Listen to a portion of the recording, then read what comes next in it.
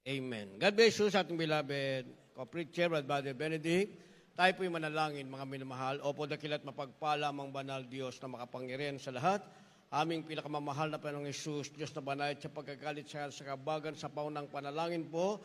Aming ginagalama, Pastor and Time Prophet, Lord God. Maraming salamat po sa paglangis mo sa bawat bahagi na iyong banal na gawain at tapos na tigit sa patuloy mong pagkilos sa aming kalagitnaan. At bagong lahat kami nagpakumbaba, lalo bang lingkod sa aming pong nagawang pagkukulang, pagkakamali, pagkasala, kabagan mo kami at patawarin, lubos-labis kami nagsisi, at sa aking mga labi, ikaw po maglagay magkataga na dapat bigkasin, ka po amin naasahan, buksan mong pangunawa, kaisipan na bawat na pakinig at patuloy mo kaming samahan ng iyong kapangyarihan sa pangalan ni Jesus, and we bind the power of darkness, and we send out Satan cast out, be bound into hell, and be there forever in the name of our dearest Jesus, I pray. Amen and amen. Everybody say, praise the Lord. Una tigit sa lahat, ang pinakamataas na pagpupurit, pasalamat, kaluwalhatian, kadakilaan, ay tangi lamang sa ating Diyos na buhay at makapangyarihan walang iba sa ating pinakamamahal na Panginoong Jesucristo. Ako po'y nagpaabot ng dobling paggalang sa ating pong beloved Honorable Evangelist Will de Almeida, the end-time prophet of our loving God into the whole Almeida family. At patuloy po ang ating pag-alala kailanman. Hindi natin malimutan, mga aral na turo. Iniwan ng ating beloved Albastan Pastor, our beloved Mama Dear, at magandang hapon sa inyo lahat. Sa lahat po ng ating pinagpalang mga bisita, at sa lahat po ng ating mga viewers sa ating pong live webcast. At ang ating pong tatalakayin, mga minamahal, ay nasa ating projector, ating monitor rather. Yan po ay protection. Proteksyon sa wikang Tagalog, ang ibig sabihin, pagkalinga, pag-iingat o kanlungan. Kasi yung salitang kanlungan, yun na nakalagay sa banal na kasulatan, mga minamahal. But from dictionary, yan po ay pagkalinga o pag-iingat na ang ibig sabihin ay proteksyon. Basahin natin ang ating teksto. Dito po sa Diyud, 1, talata 24 hanggang 25, ganito po ang pagkasulat. Ngayon, doon sa makapag-ingat sa inyo mula sa pagkatisod at sa inyo makapaghaharap ng walang kapintasan na may malaking galak sa harapan ng kanyang kaluwalhatian sa isang Diyos na tagapagligtas sa pamamagitan ni Jesucristo na ating Panginoon, ay sumakanya nawa ang kaluwalhatian, ang karangalan, ang paghahari, at ang kapangyarihan sa kauna-unahang panahon, ngayon at magpakailanman siya nawa. Amen. Palakpakan po natin muna ang ating mahal na Panginoon. Lahat magsabi ng praise the Lord. Ang ating Diyos sa langit ang magpala ng kanyang banal na salita. Ang ating tinatalakay ay proteksyon, na ang ibig sabihin ay pagkalinga, pag-iingat o kanlungan. Ngayon, mga minamahal, ang pinag-uusapan ay ang tinatawag na lindol na nangyari kaninang madaling araw. Sa dako ng Batangas, mga minamahal, ay ang intensity ay 6.2. Then sa ibang lugar, dito sa Marilao, Bulacan, mga minamahal, ay ang intensity ay 3.2. Sa Quezon City, sa Manila, 3.2. Sa ibang lugar ay 4 ang intensity.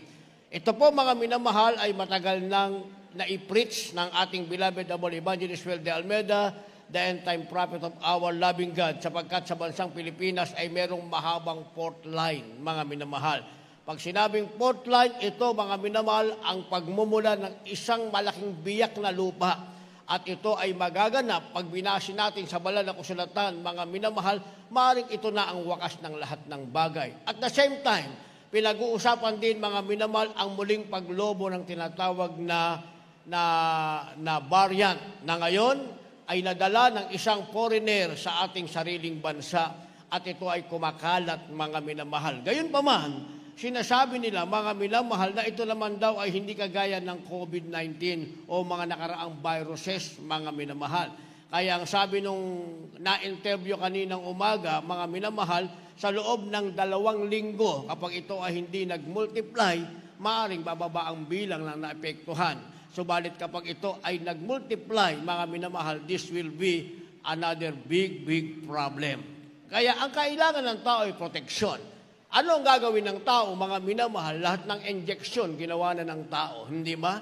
Ngayon, mga minamahal, meron tayong first dose, second dose, meron tayong booster, pero ang sabi nila, after 3 months, mga minamahal, you need another vaccine, and what you need is another booster, mga minamahal. So, ang ibig sabihin, walang katapusan, mga minamahal. Ang tao ay naghahanap ng proteksyon, pero lalo namang dumarating ang tinatawag na panganib. Sa mga tunay na Kristiyano, mga minamahal, ang panganib, ang pagsubok, mga minamahal, yan ay usual na sa atin. Alam na natin yan, mga minamahal. Magaganap at magaganap, lalo na ang pagkagunaw ng daigdig, ang pagbiyak ng lupa, ang mga lindol, ang kahirapan, magaganap at magaganap, mga minamahal. Kaya kung magaganap, hindi na pag-uusapan yan. Ang pag-uusapan, meron ka bang proteksyon? Sabi ng banal na kasulatan, mga minamahal, ang proteksyon, ang pwedeng gumawa nito at magbigay sa iyo ay hindi ang sinuman, maging ang iyong sarili, ayon sa ating nabasa, ang pwedeng magbigay nito o ang makagagawa nito ay walang iba, kundi ang ating pinakamamahal na Panginoong Hesus lamang. Kaya sabi sa ating nabasa, mga minamahal, sa verse 24, ngayon doon sa makapag-iingat sa inyo, mula sa pagkatisod, sa inyo ay makapaghaharap ng walang kapintasan na may malaking galak sa harapan ng kaniyang kawalhatian. Sabi, sa isang Diyos na ating tagapagligtas, walang iba ang ating pinakamamahal na Panginoong Heso Kristo. So sa makatuwid, mga minamahal, ang kailangan ng tao, kahit ano pa man ang pag-usapan, ay walang iba kundi ang Diyos pa rin na makapangyarihan. Ang sabi, ang nag-iisang Diyos, ang ating tagapagligtas, walang iba ang ating pinakamamahal na Panginoong Hesukristo. Kaya pag pinabayaan ng tao ang paglilingkod sa Diyos, mga minamahal, dahil yun naman talaga ang nangyayari. Hindi ba? Ang Diyos, mga minamahal, ay naging nasa labi na lamang ng tao. Nawawala sa kanilang puso, mga minamahal. Dahil ang nagiging focus ng tao, paano siya mabubuhay, paano siya magkakaroon ng kabuhayan, mga minamahal. Pero yung hinahanap ng tao, mga minamahal, lalong nagkukulang sa kanya. Lalong nawawalan, mga minamahal, ng kakontentuhan o contentment ang taong naghahanap ng kanyang pangailangan. Gayong nakalimutan ng tao, mga minamahal, ang pwede naman talagang magbigay ng lahat. At higit sa lahat, meron pa siyang proteksyon. Ano man ang mangyayari sa masamang daigdig na ito, ay walang iba pa rin, kundi ang isang Diyos, ang ating pinakamamahal na Panginoong Jesucristo. At ang proteksyon, mga minamahal, hindi ito ibinibigay sa lahat. Dahil palaging may katumbas ang lahat ng bagay sa ibabaw ng daigdig. Hindi nyo napansin, mga minamahal, merong gabi, ang katumbas niyan ay araw, mga minamahal. Hindi ba? Pag merong isinilang, ang katumbas niyan ay kamatayan. Kaya sabi ng banal na kasulatan, mga minamahal, sa ilalim ng silong ng langit, ang lahat ng bagay ay mayroong kapanahunan. Kaya kung merong mayaman, merong mahirap. Hindi pwede lahat mayaman, mga minamahal. Kasi kung lahat ng tao naging mayaman, wala ng basurero, wala nang kukuha ng basura natin dyan, mga minamahal. Hindi ba? Kung merong maganda, meron ding pangit, laging meron tinatawag na difference o pagkakaiba, mga minamahal. Hindi ba? Ganun din ang kalagayan natin, mga minamahal. Kung meron tinatawag na nasa kaligtasan, merong tinatawag na nasa pagkapahamak, mga minamahal. Kaya nga, ang proteksyon, hindi ibinibigay sa lahat ng tao. Kanino ito ibinibigay, mga minamahal? Pag sinabing proteksyon, Diyos lang ang pwedeng magbigay. At ibinibigay lamang ito, ang sabi ng banal na kasulatan, mga minamahal, doon sa mga nakikinig sa ating pinakamamahal na Panginoong Jesucristo. Ang ibig sabihin, kung hindi ka makikinig sa Diyos, mga minamahal, kahit gusto mo pa ng proteksyon, hindi ka magkakaroon nito. Magpapakinggan mo lang sa mga taong nakinig sa Diyos na sila'y iningatan ng ating mahal na Panginoon, na sila'y pinagpala ng ating mahal na Panginoon, na sila'y hinao ng Diyos sa kahirapan, mapapakinggan mo lang. Pero kung hindi ka nakikinig sa Diyos, mga minamahal, hindi mo rin matatanggap ang proteksyon na nagmumula sa ating pinakamamahal na Jesucristo. Dahil ito'y ibinibigay lamang doon sa mga tunay na Kristiyano, ang pinakikinggan ay ang tinig ng ating pinakamamahal na Panginoong Jesucristo. Kindly, basa. Dito po sa aklat ng Kawikaan, Kapitulo 1, ang bersikulo po ay 33. Ngunit ang nakikinig sa akin ay tatahang tiwasay at tatahimik na walang takot sa kasamaan. Dito po sa aklat ng Ikalawang Kronika, Kapitulo 16, ang bersikulo po ay 9. Sapagkat ang mga mata ng Panginoon ay nagsisiyasat sa palibot ng buong lupa upang pakilala na matibay na sa ikagagaling ng mga yaon na ang puso ay sakdal sa Kanya. Ikaw ay gumawang may kamangmangan sapagkat mula ngayon magkakaroon ka ng mga pakikipagdigma. Amen. Palakpakan muna natin ang ating pinakamamahal na Panginoon. Lahat magsabi ng praise the Lord. Sabi ng Kawikaan 1:33, mga minamahal, ngunit ang nakikinig sa akin ay tatahang tiwasay at tatahimik na walang takot sa kasamaan. Kaya nga, ibinibigay ang proteksyon ng Diyos, yung pag-iingat ng Diyos, yung pagiging ang Diyos ay ating kanlungan, mga minamahal, kung makikinig tayo sa ating pinakamamahal na Hesus Kristo. Pero ang Diyos, mga minamahal, hindi na siya bababa pa mula sa langit para magsalita sa iyo. Naintindihan natin, mga minamahal? Kaya ang mahal na Panginoon, nagsugo na siya ng man of God. At ang man of God, mga minamahal, nagkaroon siya ng mga subordinate. Yun yung mga mangangaral, mga minamahal ng banal na iglesia bilang katuwang ng man of God sa katauhan ng ating beloved Honorable Evangelist Will de Almeida, the end-time prophet of our loving God, na ipangaral ang salita ng ating pinakamamahal na Panginoong Jesucristo. Kaya nga sa ibabaw ng pulpito, mga minamahal, kapag kayo ay nasa crowd at may nagsasalita, ang pinag-uusapan ay salita ng Diyos, ang ibig sabihin niyan, ang Diyos ay nangungusap sa iyo. Pag binabasa mo ang salita ng Diyos, mga minamahal, sa iyong tahanan, binabasa mo ang salita ng Diyos, ang ibig sabihin, ikaw nakikipag-usap sa Diyos. Kapag naiintindihan mo ang iyong binabasa, tumimuya sa iyong isip at sa iyong puso, ang ibig sabihin niyan, ang Diyos ay nangungusap sa iyo, nakipag-usap ka sa Diyos, nangungusap sa iyo ang Diyos, nagkakaintindihan kayo ng ating pinakamamahal na Hesus Kristo. Ang proteksyon ng Diyos ay ibibigay sa iyo. Kaya sabi ng ating nabasa, mga minamahal, ang nakikinig sa akin ay tatahang tiwasay, tatahimik na walang takot sa kasamaan. Kaya dumating man ang anumang bagay na mangyayari sa masamang sanlibutan, dumating man ang kasamaan ng higit pang kasamaan, ang sabi, ikaw na nakikinig sa Diyos, tatahang kang tiwasay, wala kang takot, payapa ka pa rin dahil nasa iyo ang pangakong proteksyon ng ating pinakamamahal na Panginoong Jesucristo. Kaya nating tanggapin anuman ang bagay na mangyayari dahil alam natin, mga minamahal, anumang bagay ang mangyari sa atin, ito'y pabor para sa atin o ito'y kawalan natin, mga minamahal, mauunawaan natin, mga minamahal, ito ang layunin ng Diyos para sa atin. Hindi tayo hihinto sa paglilingkod sa Diyos. Kaya ang sabi, mga minamahal, hindi natin ito magiging katisuran, bagkus gagamitin pa natin bilang stepping stone o tungtungan upang tayo'y lalong magpatuloy sa paglilingkod sa Diyos at abutin ang kahariang ipinangako ng Diyos para sa atin. Kaya nilagyan natin ang supporting verse, mga minamahal. Una, ibinibigay ang proteksyon doon sa nakikinig sa Diyos. Pangalawa, ibinibigay ang proteksyon doon sa merong sakdal na puso. Pag sinabing sakdal na puso, mga minamahal, ibig sabihin meron kang perfect heart. Ang puso ng tao dapat perpekto sa harapan ng ating mahal na Panginoon. Pag sinabing perpekto, mga minamahal, hindi tayo nag-aalinlangan. Pag sinabi natin tayo ay para sa Diyos, ang ibig sabihin niyan, anuman ang mangyari, tayo ay para sa ating pinakamamahal na Panginoon.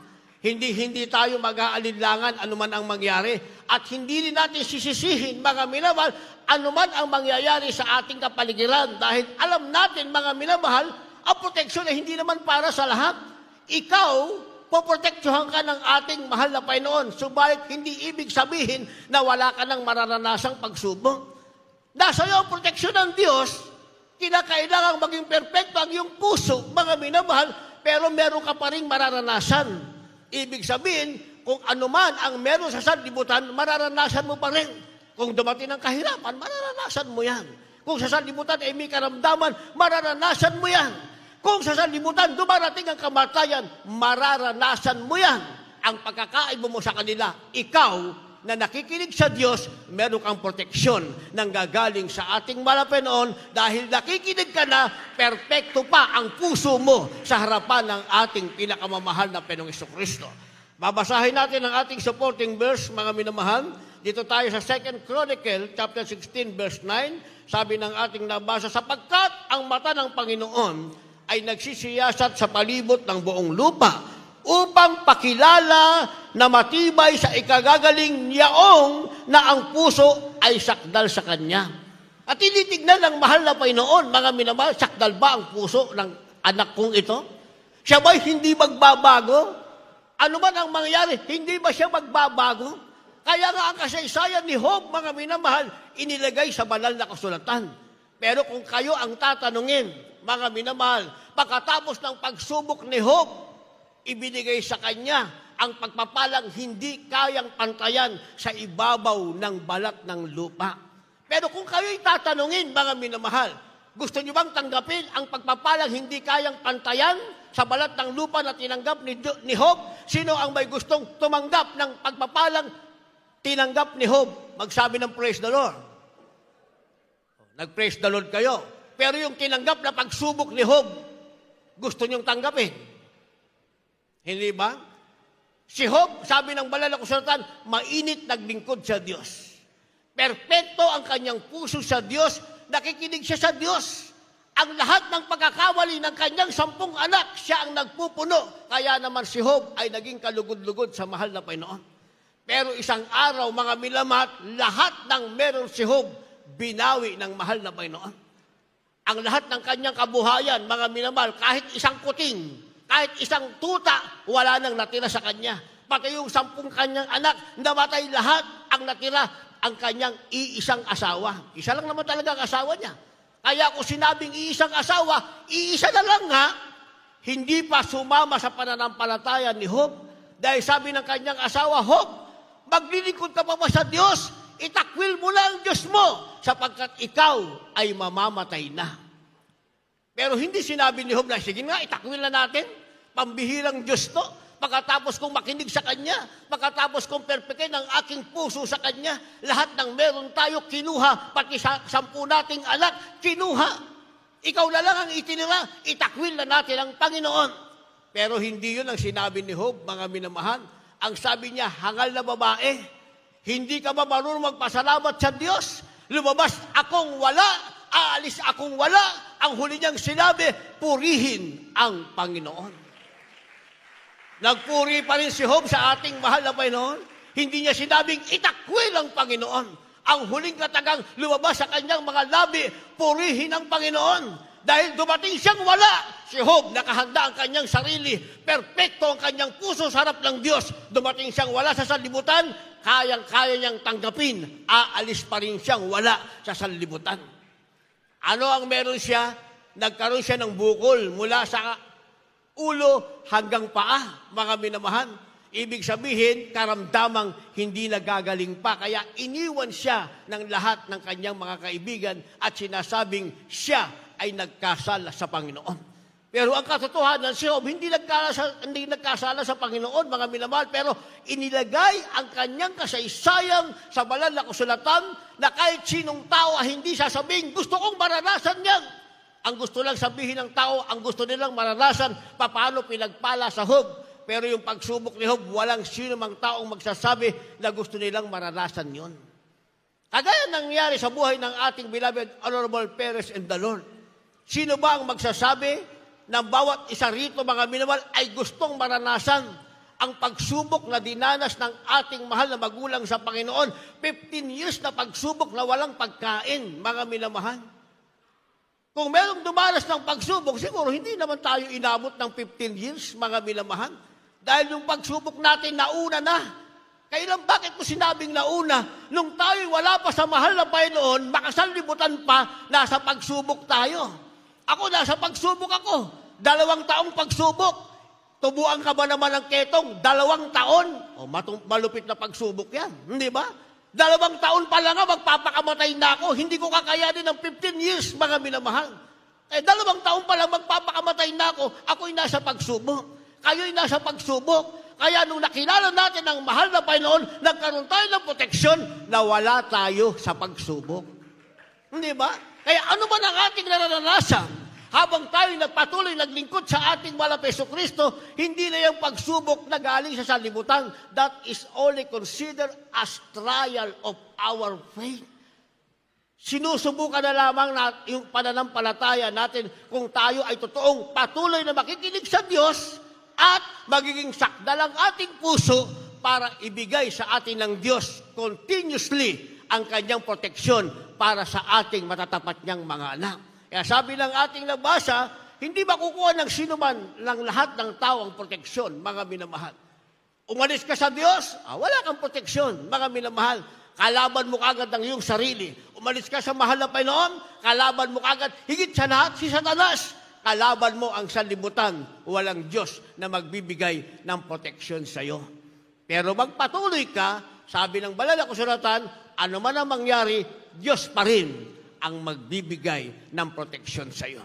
Kung ibinibigay ang proteksyon, sa nakikinig sa Kanya at sa may sakdal na puso, ang sabi, ito naman ay inaalis at hindi makakamtan ng hindi naniniwala sa Diyos.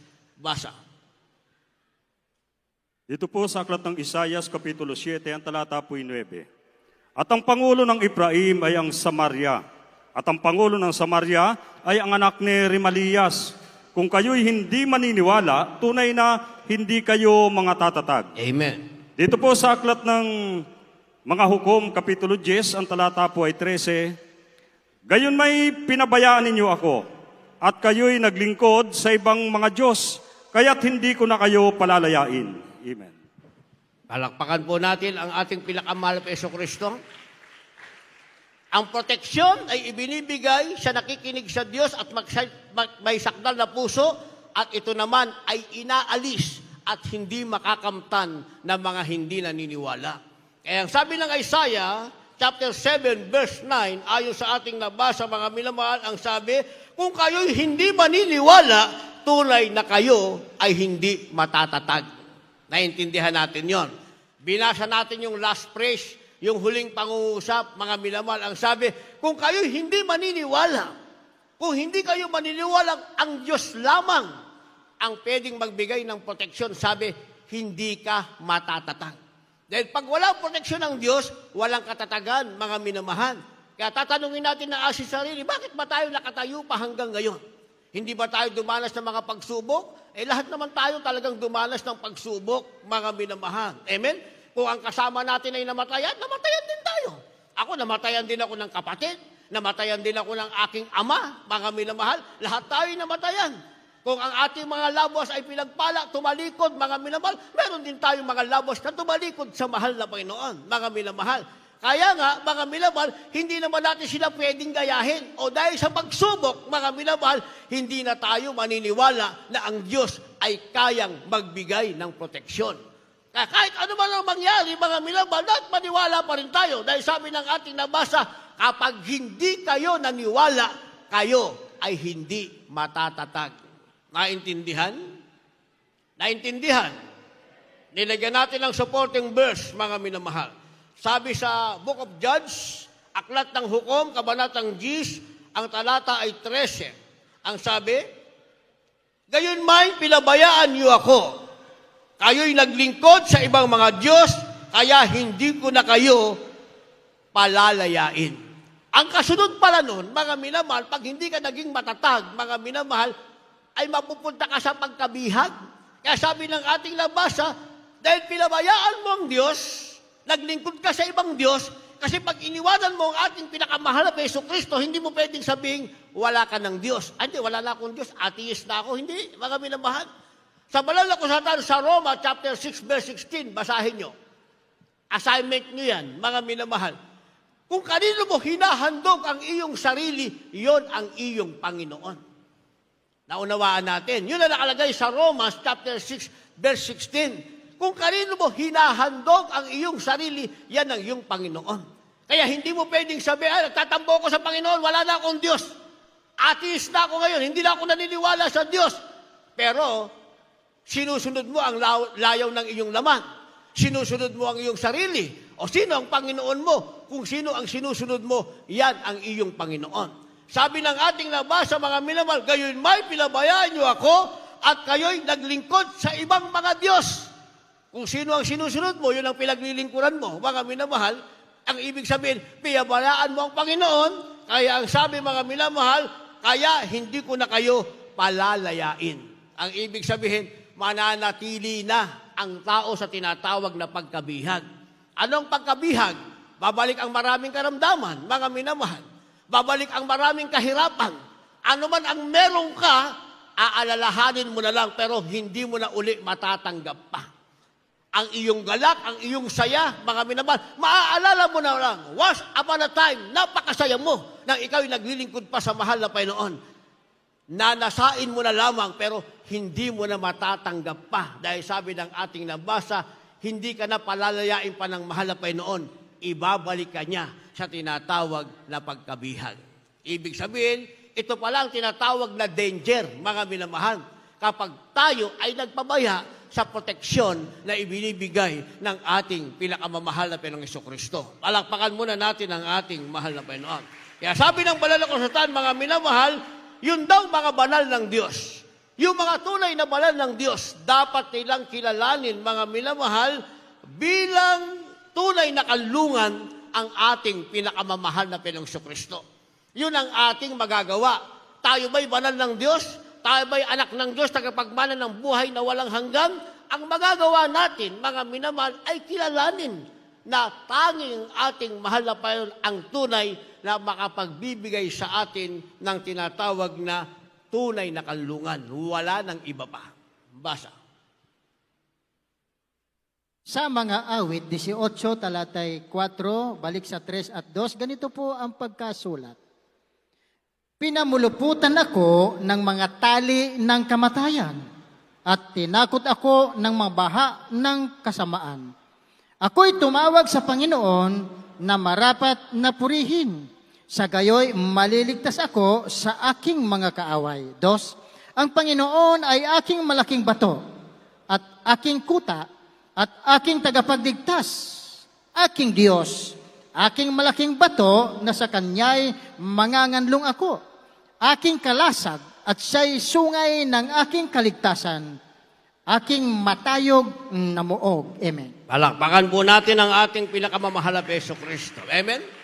Kikilalanin ng mga banal ng ating Diyos, siya ang ating tunay na kanlungan. Dahil pag hindi natin kinilala, sabi ng verse 4, mga minamahal, merong pumupulupot na tali ng kamatayan. Hindi ba?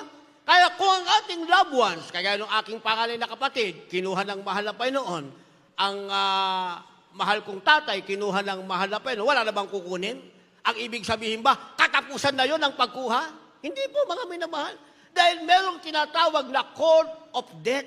Sabi ng ating nabasa, mga minamahal, pumupulupot ang tali ng kamatayan. Ang sabi, at tinakot ako ng baha ng kasamaan. Kung merong tinatawag na cord of death o pagpulupot ng tali ng kamatayan, meron din sinasabi, mga minamahal, paglaganap ng kasamaan. At kung wala ang proteksyon ng Diyos, hindi ka makakaligtas dyan. Ikaw mismo ay magiging biktima anytime, mga minamahal. Kaya ang ginawa ni Psalmist, mga minamahal, ang sabi niya sa verse 2, sa verse 3, ako ay tatawag sa Panginoon na marapat na purihin. Sa gayoy, maliligtas ako sa aking mga kaaway. Kaya kailangan pa rin natin ng proteksyon. Sino ang ating tatawagan? Ang sabi ng Psalmist, tatawag ako sa pangalan ng Panginoon at ako'y maliligtas sa aking mga kaaway. Kailangan meron tayong tatawagan na magbibigay sa atin ng proteksyon, mga minamahal. Hindi yung ating kamag-anak, hindi yung anong meron tayo, hindi yung ating kakilala, mga minamahal, hindi ang presidente. Hindi yun. Ang tatawagan mo pa rin, ang Diyos na gustong magbigay ng proteksyon sa iyo. Tatawagan pa rin natin ang ating makapangyarihang Diyos. Walang ibang ating pinakamamahal na Panginoon. Sino siya? Sabi ng verse 2, ang Panginoon ay aking malaking bato, aking kuta, aking tagapagligtas, aking Diyos, aking malaking bato, na sa Kanya'y manganganlong ako. Palakpakan natin ang ating mahal na Panginoon. Ang kanlungan pa rin natin ang ating mahal na Panginoon. Siya ang ating tagapagligtas, siya ang ating malaking bato, siya ang ating kaligtasan, siya pa rin ang ating kanlungan. Walang iba. ang ating pinakamamahal na Panginoong Hesus Kristo. Kaya meron akong simpleng kwento lamang, mga minamahal. Napakahalaga. May mga grupo ng sundalo, mga minamahal, na-assign sila sa isang gera, pero sa gabi, kinakailangang mag-landing sila sa area na yan para hindi sila makita ng mga kaaway, mga minamahal. Ito yung mga grupo ng mga parachuter, mga minamahal. Kaya nag-land sila, tumalon sila mula sa kanilang sinasakyan, airplane, mga minamahal. Pero kasama ang palad, mga minamahal, yung mga kasama, na, mga parachuter, nahuli sila ng kaaway bago pa sila lumanding, nabaril na sila, mga minamahal. Ang iba naman, sa dagat sila nag-land. Malalaki ang mga pating, nakain silang lahat, pero merong iisang nabuhay, mga minamahal. Kaya siya nabuhay, mga minamahal, dahil sumabit siya, pumunta siya, mga minamahal, sa madawag o malawak na maraming puno, sumabit siya ron, mga minamahal. Ang problema niya, mga minamahal, hindi siya makaalis doon. Nakakapit siya, mga minamahal, nakakapit siya. Kasi kinalas niya, mga minamahal, yung kanyang parachute dahil napakabigat, at kapag hinangin, mga minamahal, gagawa ito ng ingay sa paligid. Sa makatuwid, mga minamahal, bago siya mag-land, natanggal niya yun, na-release niya. Bigla siya, mga minamahal, bumulusok sa mga kahuyan na ihawak niya yung kanyang kamay. Ang problema, madilim ang gabi. Hindi niya alam nasaan siya. Bangin ba ang ilalim? Nasaan siya? Ano ang babag sa kanya? Sasalubungin ba siya ng mga hayop gubat kapag siya'y bumitaw sa kanyang pagkakahawak? Napakadilim ng gabi, mga minamahal, na ang tanging bumabasag sa kadiliman ng gabi at katahimikan ay ang mga kulisap na panggabi. Matagal na siya nakasabit sa puno, mga minamahal, nakahawak yung kanyang kamay. Ngawit na siya. Biglang nakarinig siya ng isang tinig. Sabi ng tinig sa kanya, "Anak, bumitaw ka." Yung salitang bumitaw, mga minamahal, na sundan, "Magtiwala ka sa akin." Pinabibitaw siya sa kanyang pagkakahawak, magtiwala raw. Pero nag-iisip na, sino itong nagsasalita?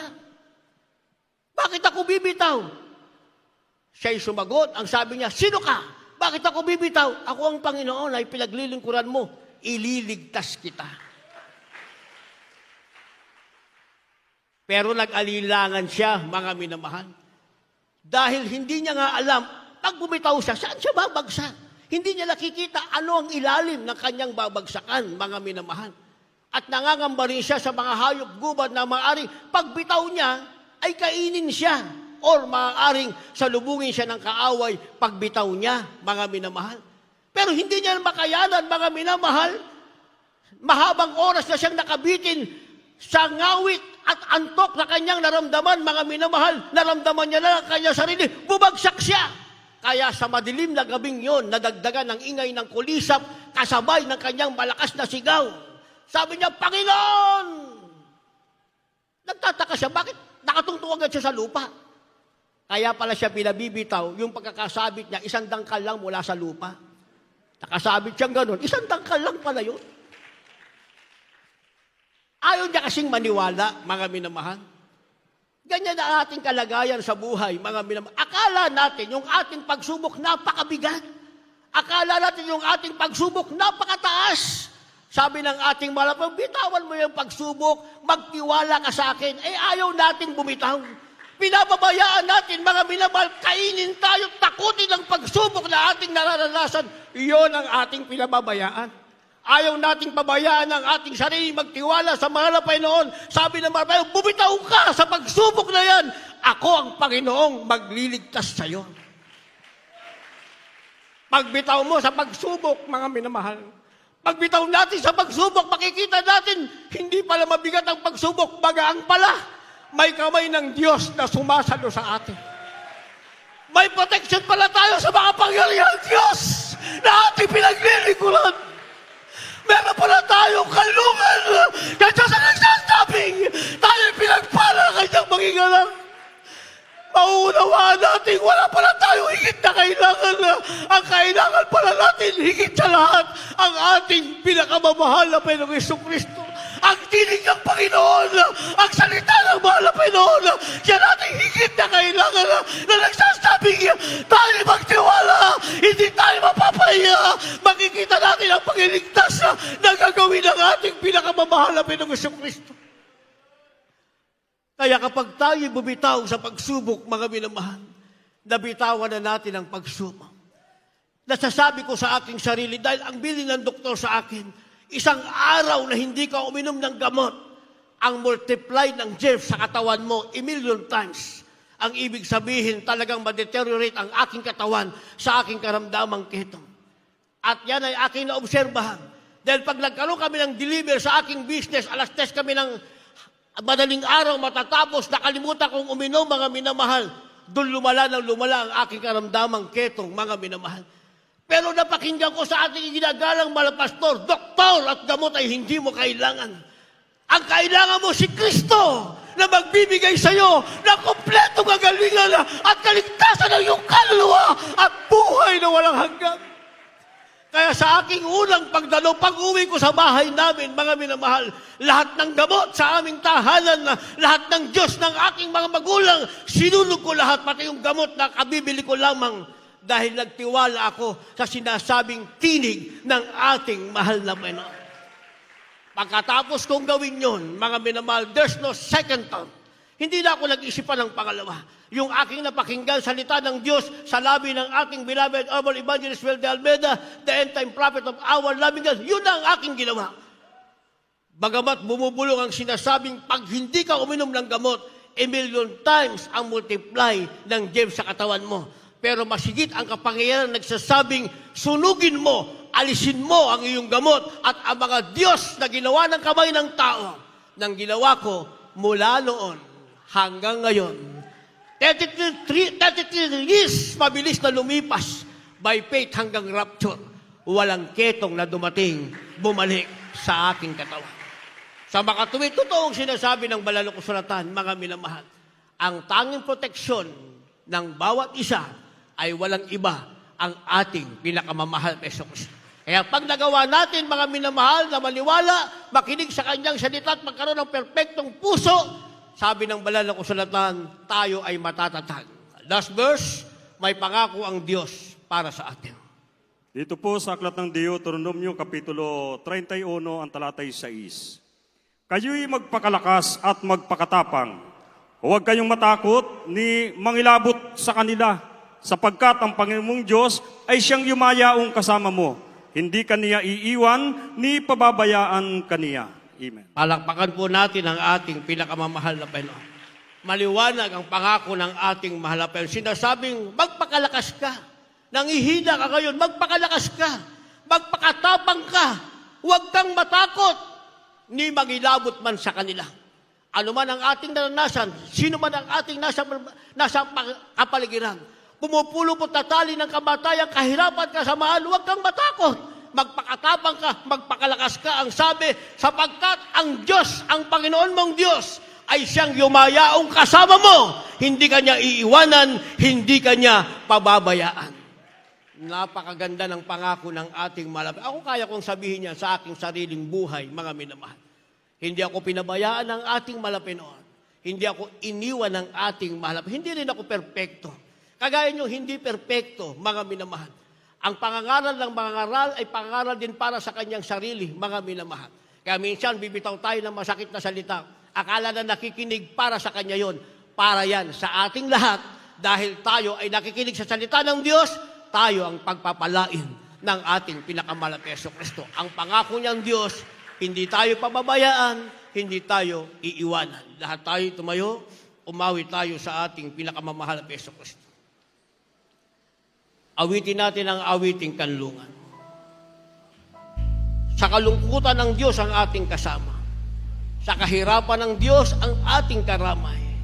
At kung may panganib, sa Diyos pa rin tayo aasa, sapagkat siya ang ating kanlungan sa ating buhay. Tayo umawi. Hallelujah. Sa kalungkutan,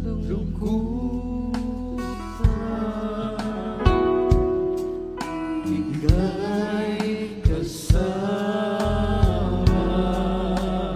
Sa kahirapan, Sa kahirapan, ang Diyos sa langit ang ating karamay. karamay ka. Kung may panganib, Kung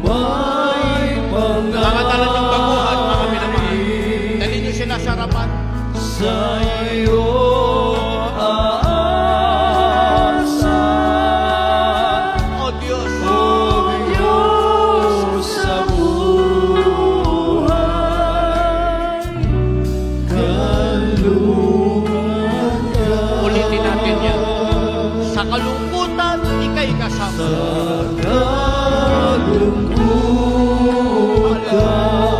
Ang ating Diyos siya nating kasama. Hallelujah! Maging sa kahirapan, kalamay natin ang ating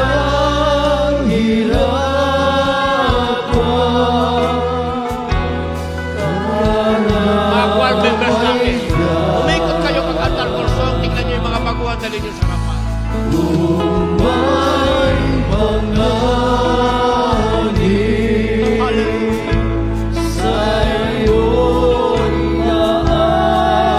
Hallelujah! Sabihin natin, Oh Diyos, sa buhay, kanlungan ka. Hallelujah! Lumagat mo sa kadiliman. Hallelujah!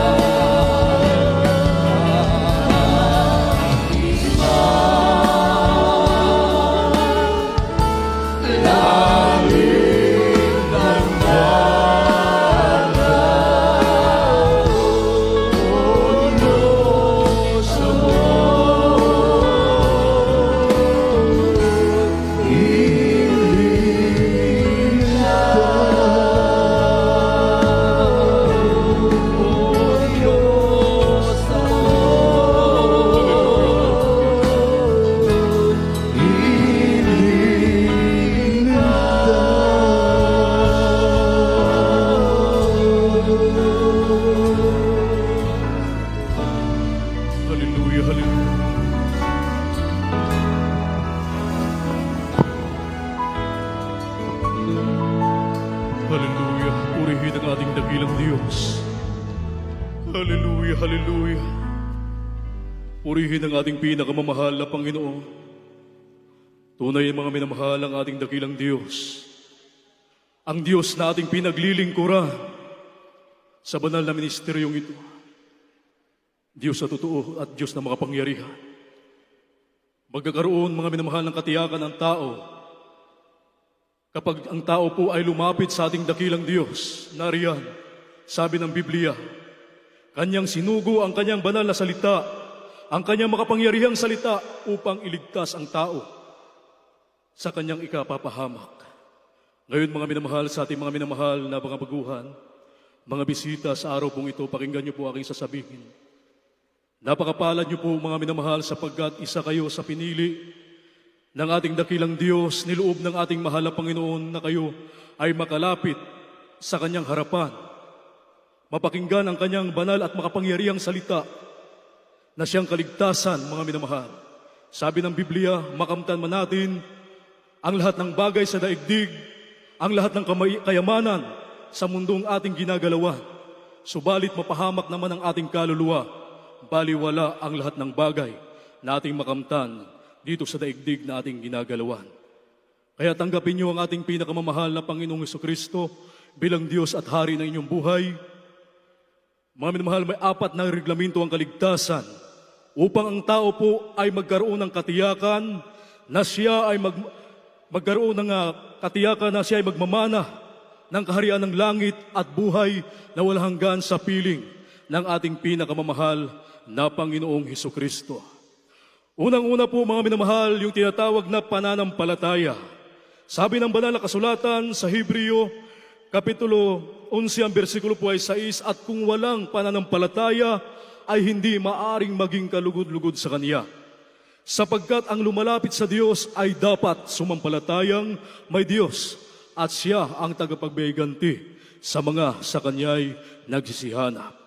Dapat niyo pong maunawaan mga minamahal na may nag-isang Diyos sa langit na dapat sampalatayanan, paglingkuran at sambahin sa espiritu at katotohanan, walang iba kundi ang ating pinakamamahal na Panginoong Hesukristo. At ang ibig sabihin ng pananampalataya ay paniniwala at pagtitiwala sa ating dakilang Diyos. At ang ikalawang reglamento ng kaligtasan ay ang pagsisisi. Sabi ng banal na kasulatan, walang matuwid, wala kahit isa. Lahat ay nagkasala at hindi nakakaabot sa kalulhatian ng ating dakilang Diyos. Ang bunga ng kasalanan ay karamdaman, at ang kabayaran ng kasalanan ay kamatayan.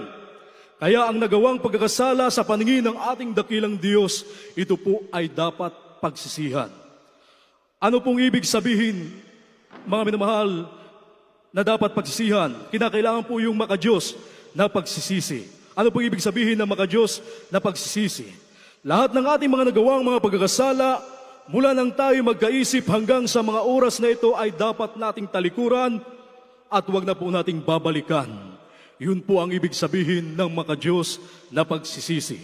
Pagtalikod sa buhay, makasalanan.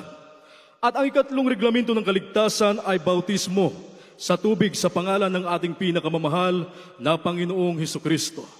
Sabi ng banal na kasulatan sa mga Gawa, Kapitulo 2, ang bersikulo po ay 38, magsisi kayo at magbautismo ang bawat isa sa inyo sa pangalan ni Hesukristo sa ikapagbabatawad ng iyong mga kasalanan at tatanggapin ninyo ang kaloob ng Espiritu Santo.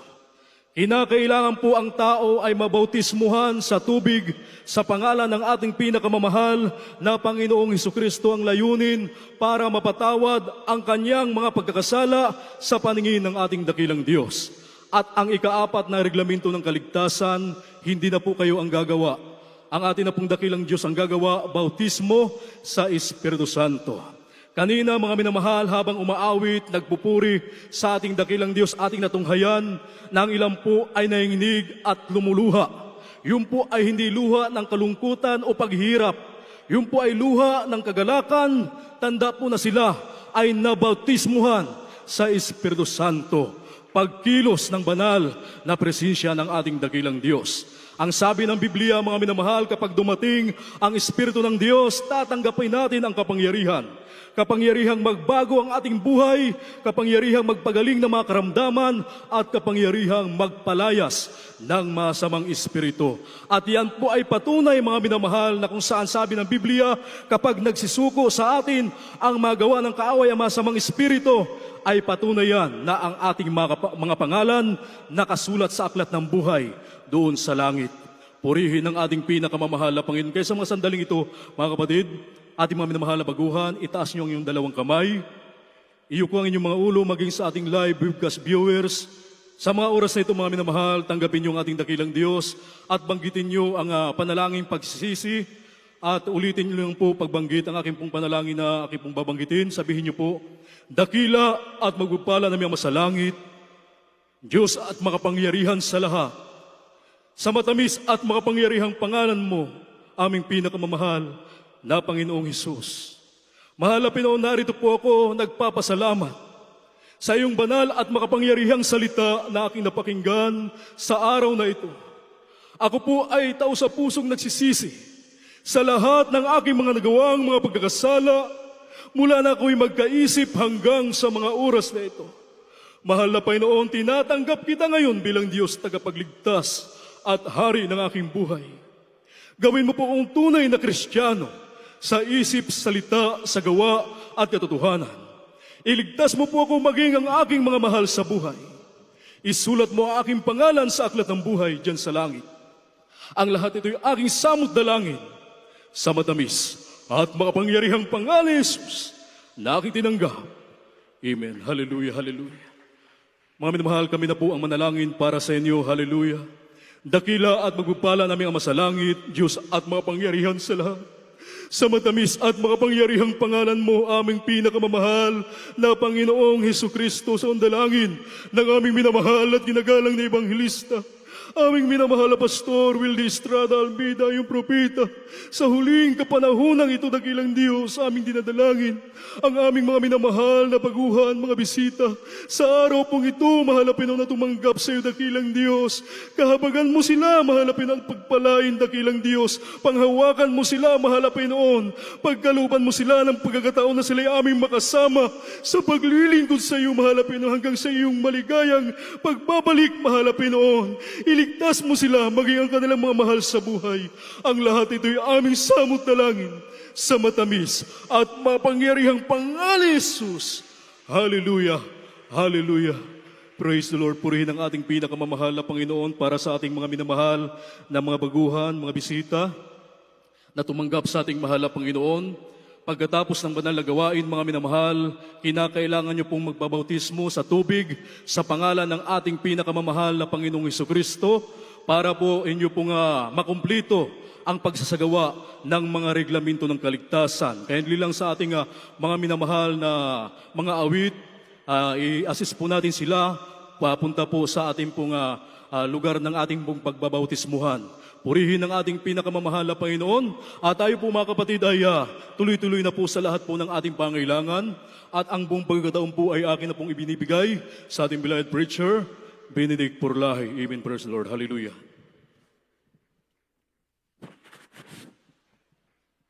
God bless you, Beloved Brother Odell.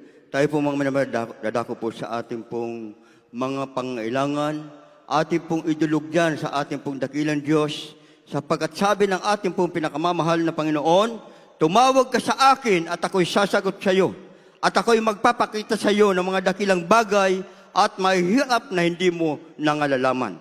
Kaya nga mga minamahal, ang ating mga kahilingan sa ating pong dakilang Diyos, kapag tayo po'y tumawag sa ating pong pinakamamahal na Panginoon, siya po ay sasagutin ng ating mga lahat ng ating mga kahilingan sa Kanya. Amen. Tayo po'y dumalangin po sa ating pong pinakamamahal na Panginoon. Pagpala namin Diyos ang mga banal sa pangalan mga pinakamamahal na Panginoong Jesus. Sa unat panlangin po ng ating pong minamahal at ginagalang Pastor Evangelist Wildy Estrada Almeida, ang bawat sa amin, mahal na Panginoon, kami po Diyos nagsusumamo, humingi ng kahabagan sa kami nasumpungan sa aming mga pagkukulang, sa aming mga pagkakasala, mahal na Panginoon, patawarin po ang bawat sa amin, Mahal na Panginoon, patuloy po namin dinadalangin sa iyo, Diyos, ang kalakasan, kalusugan, mahabang buhay, ang patuloy pagkaloob sa aming minamahal, ginagalang pastor, mahal na Panginoon, ganun po sa kanilang mga minamahal ng mga anak, Duhal Almeida, family, patuloy mo silang pag-ingatan, pagpalain, mahal na Panginoon, maging sa lahat ng mga manggagawa, lahat ng aming mga minamahal, mga kapatid, patuloy mo, O Diyos, tugunin ang lahat ng pangangailangan ng iyong mga anak sa hapong ito. Ito pong samot dalangin namin sa pangal mo. Amen, amen. Mga minamahal, ipatong niyo po yung mga kanang kamay sa inyong mga ulo at yung kaliwang kamay ilagay nyo doon sa bahagi na nandoon yung kalamdaman. Isipin po natin ng ating po minamahal at ginagalang na pastor ng patong ng kanyang kamay sa ating mga ulo. Sama-sama po natin palayasin lahat ng uri ng karamdaman, mga problema, malutas sa pangalan ng ating pong pinakamamahal na Panginoon. Hallelujah. Upong pagpala namin Diyos ang mga banal sa makapangyarihang pangalan mo ang pinakamamahal na Panginoon Jesus sa unat panlangin ng aming mga pastor amin sama-samang sinasawa sa makapangyarihang pangalan ang pinakamamahal na Panginoon sa lahat ng uri ng karamdaman katulad ng cancer, leukemia, diabetes, pagkapalas, high blood, be healed in Jesus' name. Hallelujah, be healed right now in Jesus' name. Problem be solved in Jesus' name. Vices begun in Jesus' name. Hallelujah, hallelujah, hallelujah. Praise the Lord, hallelujah. Mga minamahal, bilang ating pong taus-pusong pagkapasalamat sa ating pong dakilang Diyos sa katugunan ng lahat ng ating mga kahilingan sa ating pong pinakamamahal na Panginoon, tayo po ay sumigaw ng 3 beses ng hallelujah, praise the Lord, kasabay po ang paglukso. Sabay-sabay po tayo mga minamahal. Hallelujah, praise the Lord. Hallelujah, praise the Lord. Hallelujah, praise the Lord. Ating pong palakpakan na malakas ang ating pong buhay na Diyos. Amen. God bless you po mga minamahal. Tayo naman po dadako po sa mga announcement. Aking pong ibinibigyan pong pagkataon sa ating pong beloved Johnny De Castro. Amen. Praise the Lord. God bless you po, beloved preacher, beloved Brother Benedict Pulahi, at maraming salamat sa ating dakilang Diyos sa napakagandang mensahe na ating pong napakinggan, na pag-aralan. Ito po ay napakalaking bagay sa ating pong kaligtasan. Ang lahat magsabing praise the Lord. Amen. Praise the Lord. At tayo po idadako po sa mga announcement. Amen. Praise the Lord. Ang banal na gawain ng ating dakilang Diyos para po sa lahat ng ating mga minamahal na kapatid, maging sa lahat po nating kababayan na nanonood nito pong live webcast. Ang banal na gawain ng ating mahal na Panginoon dito po sa Marilao Outreach, kapag araw po ng linggo, nag-uumpisa po ng alas 4 ng hapon, nag-uumpisa po ng alas 10 ng umaga, natatapos po ng alas 4 ng hapon. Amen. Praise the Lord. At kapag araw po ng Miyerkules, nag-uumpisa po ito ng alas 12 ng tanghali at natatapos po ito ng alas 4 ng hapon. At kapag araw naman po ng Biyernes, nag-uumpisa rin po ito ng alas 12 ng tanghali at natatapos din po ng alas 4 ng hapon. Amen. At sa TV program naman po mga minamahal, ang banal na gawain ng ating dakilang Diyos na ating pong mapapanood sa istasyon ng ating pong mga television. Ito po ay sa PTV4. Tuwing Sabado, nag-umpisa po ng alas 10:30 ng gabi, natatapos po ng alas 12 ng hating gabi. Amen. At ang banal na gawain ng ating mahal na Panginoon sa radio program, ito naman po ay ating pong mapapakinggan sa istasyon ng ating pong mga radyo sa DCME 1530 kHz, AM band mula Lunes hanggang Sabado. Ito po ay nag-uumpisa ng alas 11 ng gabi at natatapos po ng alas 12 ng hating gabi. Amen. Praise the Lord. At dito na po nagtatapos ang banal na gawain ng ating pinakamamahal na Panginoon at tayo po'y dadako na po sa closing prayer at akin na pong ibinibigay ang buong pagkakataon sa mananalangin ating pong beloved Brother Edwin Aklan. Praise the Lord. God bless you po, beloved Brother Junit. Tayo po'y manalangin, mga mahal, sa ating pagtatapos. Purihin ka, mahal Panginoon. Opo, dakilang Ama namin sa langit, O Diyos na makapangyarihan sa lahat, sa pangalan ng aming pinakamamahal na Panginoong Hesus, sa Pangunang Dalangin, aming kagalang-galang, minamahal Ebanghelista, aming mahal Pastor, Wildy Almeida, ang iyong banal na propeta sa huling kapanahunan na ito, narito po kami, buong tao sa puso kaming nagpapabot na aming papurit, pasalamat, mahal Panginoon, sa bawat bahagi na iyong banal gawain na iyong nilingisan, mahal Panginoon, sa pag-awitan, sa mga patotoo, mahal Panginoon, sa pagbibigay, mahal Panginoon, maging sa pag-awitan ng mga beloved choir, mahal Panginoon, at maging maging sa pagpapaliwanag, sa pagbibigay, mahal Panginoong Sus, hallelujah. At sa iyong mensahe sa araw na ito, mahal Panginoon, aming napakinggan, naging pagkain ng aming nagugutom na kaluluwa, mahal Panginoon. Lalo't higit sa iyong matamis at banal na presensya, mahal Panginoon, na pinadama mo sa bawat isa sa amin, mahal Panginoon. Maraming salamat sa iyo, mahal Panginoon, at sa aming paghihiwalay, mahal Panginoon, hiwalay mong bawat isa sa amin. Ngunit lukuban mo kami ng iyong kapangyarihan. Hallelujah, makakauwi ka namin ng walhati sa aming kanya-kanyang tahanan. Ligtas sa anumang sakuna at disgrasya at kapahamakan. Pagpalain mo kami, mahal Panginoon. Ito aking samot panalangin sa matamis at makapangyarihang pangalan mo, aming pinakamamahal na Panginoong Hesus. Amen. Praise the Lord.